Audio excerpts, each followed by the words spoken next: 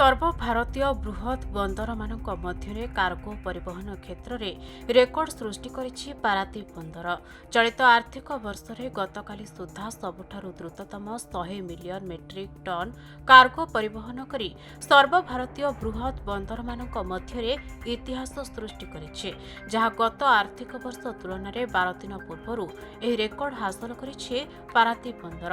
चलित वर्ष iron ore बजार मांदा हेबा सत्वे बंदर ଏହି କୀର୍ତ୍ତିମାନ ସ୍ଥାପନ କରିଛି, ଯାହାକୁ ନେଇ ପାରାଦୀପ ବନ୍ଦର ସମ୍ମିଳନୀ କକ୍ଷରେ ବନ୍ଦର ଅଧ୍ୟକ୍ଷ କେକ୍ କାଟି ସେଲିବ୍ରେସନ କରିବା ସହିତ ସମସ୍ତ ବରିଷ୍ଠ ଅଧିକାରୀମାନଙ୍କୁ କେକ୍ ଖୁଆଇ ବନ୍ଦରର ଏହି କୀର୍ତ୍ତିମାନର ସେଲିବ୍ରେସନ କରିଛନ୍ତି।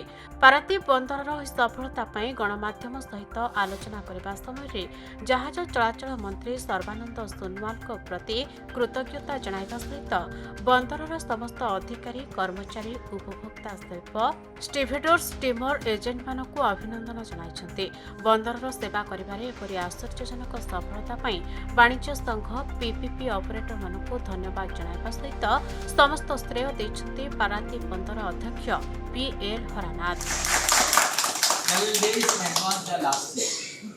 1967 के बाद 58 years the cake cutting।